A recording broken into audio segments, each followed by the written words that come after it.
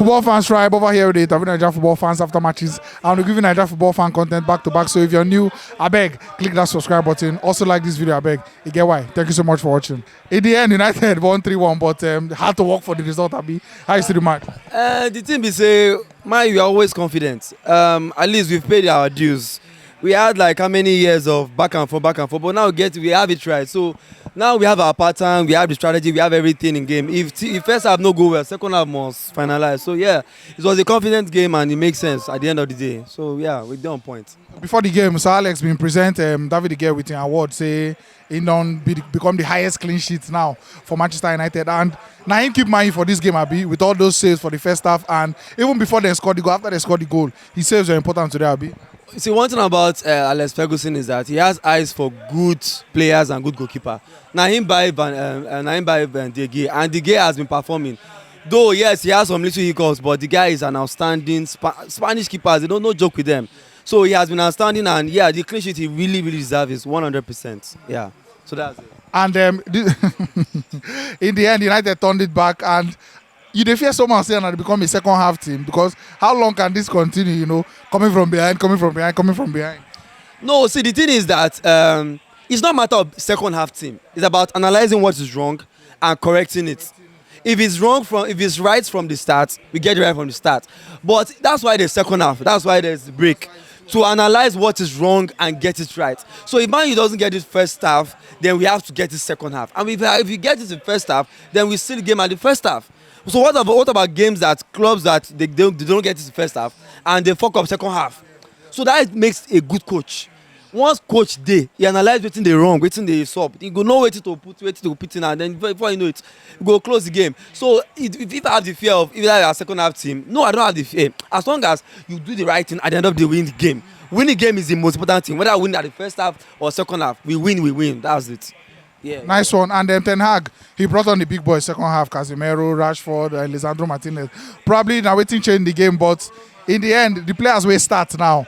Does it show the difference in quality with those main players and the players on the bench? So the difference is that, number one, Casemiro. Casemiro is an all-round player. He's a defensive midfielder. He's good in passing. He's good in scoring. So he was the major difference. But the fact that this guy came in, Rashford just went to create more fear. You understand? More fear. So just the presence of Rashford just makes defenders start fumbling. Then now give Garnacho the time to perform, because all focus was on Garnacho. And no, not even Rashford. Before Rashford came in, Weghorst not really much. But this guy Anthony, those were where the focus were on. But when Rashford came in, it became everything was like, who do we attack? Do we attack Rashford? Do we attack? But Garnacho now had the space to deliver. Even Rashford had the space too, but he could not, convert. Almost scored. So yeah, but the major significant change was the engine room, which was Casemiro, and that's why we need to look for somebody who will support Casemiro, someone like De Jong, who will do a better job and all that. So that's just. But though Sabitzer is not doing bad, but yeah, we need more force in that midfield. And speaking of Weghorst, now that third goal, is that Weghorst in a nutshell? His role in this team, pressing, winning a couple of tackles and creating chances from there. So we've had a type of striker like Weghorst. So we have the likes of Giroud, who pretend like a false striker and create this work rate for others to score.